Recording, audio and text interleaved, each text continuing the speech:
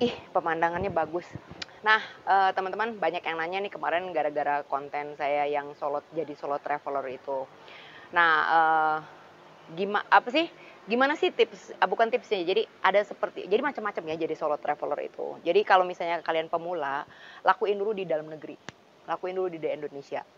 Karena satu bahasa aman, ya. Kedua istilahnya uang dan sebagainya masih mudah, ya. Terus kita cara berkomunikasi, cari informasi lebih mudah, ya. Lakuin dulu. Jadi kayak latihan dulu. Nah, itu satu tips tips kalau mau belajar, ya. Jadi ngelatih apa sih, percaya dirinya dulu. Nah, macam-macam. Jadi kita kalau jadi traveler itu bukan solo traveler atau mau grup mau apapun, itu tuh tergantung kitanya. Jadi kalau misalnya saya ngomong, oh kalau jadi solo traveler backpacker itu lebih murah, enggak juga. Jadi tergantung kita, yang punya budget kita, jadi kita yang menentukan. Jadi kita yang menentukan dan itu akal. Jadi kita harus berakal aja. Nah itu kan belajarnya itu investasi di traveling itu sebetulnya itu adalah investasi yang nggak ada sekolahnya sebetulnya, nggak ada sekolahnya. Jadi di mana kita harus menentukan, oke, duit kita cuma segini, tapi saya pengen ini tuh gimana caranya. Itu tuh nggak ada. Jadi bener-bener pengalaman hidup lo, nanti kita ketemu orang-orang yang kadang-kadang unexpected, ya. Bisa yang tidak baik, bisa yang negatif, bisa yang positif, ya. Nanti banyaklah cerita yang akan saya share di video ini. Jadi jadi traveler itu, ya, mau solo atau tidak itu tergantung dari niat. Jadi yang pertamanya kita niatnya apa dulu. Terus kan setiap orang tuh lain-lain. Saya adalah orang yang tidak menyukai kota.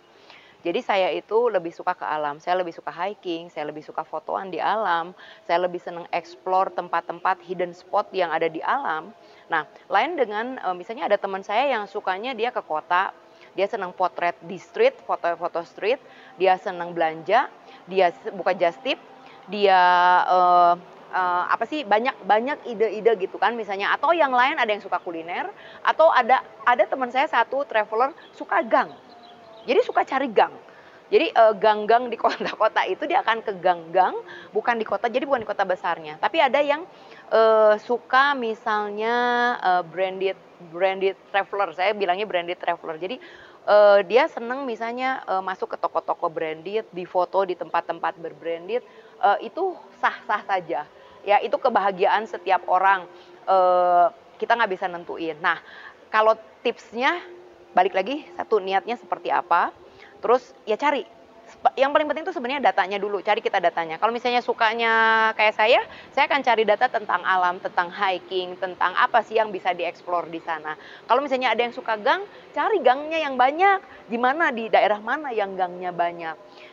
Atau misalnya suka foto, foto apa, kan foto itu banyak genrenya ya, misalnya cari potret. Kalau cari potret kan berarti harus cari muka-muka orang yang khas, yang tidak biasa gitu kan, misalnya pakaiannya atau apanya. Atau misalnya yang suka kultur misalnya masuklah ke misalnya kayak ada festival atau ada upacara adat atau apa. Nah, cari dulu datanya.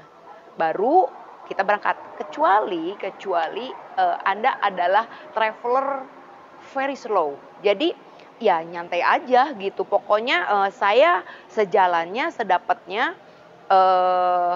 itu hak Anda ya. Jadi itu pilihan, boleh aja. Jadi sedapatnya dan dia bisa enjoy setiap hal, itu boleh. Banyak traveler-traveler seperti itu. Jadi malah kita akan belajar lebih banyak gitu kalau yang begitu. Tapi kan setiap orang biasanya punya tujuan dulu dari di awalnya. Nah, jadi kalau ngomong budget itu balik lagi ke kita, ya. Seperti apa? Jadi seperti di video sebelumnya saya bilang, kalau saya adalah orang yang tergantung tiket promo.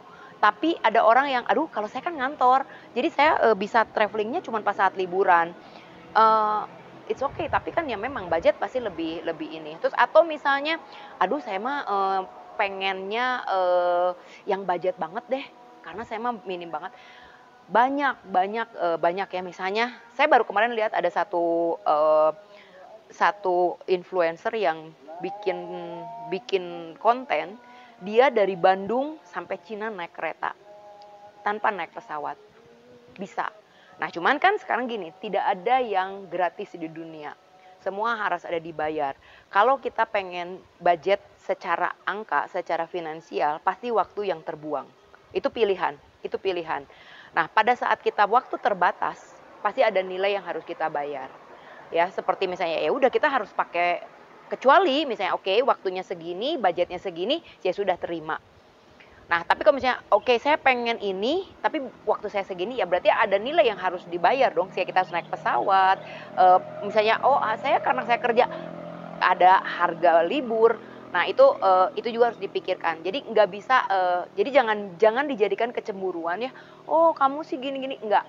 Jadi semua itu ada bayarannya. Jadi kalau jadi traveler itu kita harus udah siap mengenai hal itu. Ya jadi, nah itu yang saya pelajari juga. Setelah saya jadi traveler, saya, lebih lebih jumawa ya, lebih jumawa, lebih lebih ya oke, lebih santai. Jadi ya kalau saya kehilangan ini, saya, dapat ini. Jadi semua itu pasti balance, ya. Nah jadi, teman-teman kalau nanya traveler budget udah terjawab ya. Balik lagi ke temannya, niat, tujuannya misalnya, "Oh saya mah senangnya gini," silahkan. Jadi pokoknya yang penting jadilah traveler. Jadi waktu traveling itu jangan FOMO, tapi jadi diri sendiri. Apa yang kalian sukai, apa yang membahagiakan kalian, itu yang dilakukan. Oke, semoga informasi ini menjadi inspirasi buat teman-teman yang suka traveling. Oke, terima kasih sudah nonton channel saya. Silahkan like dan subscribe.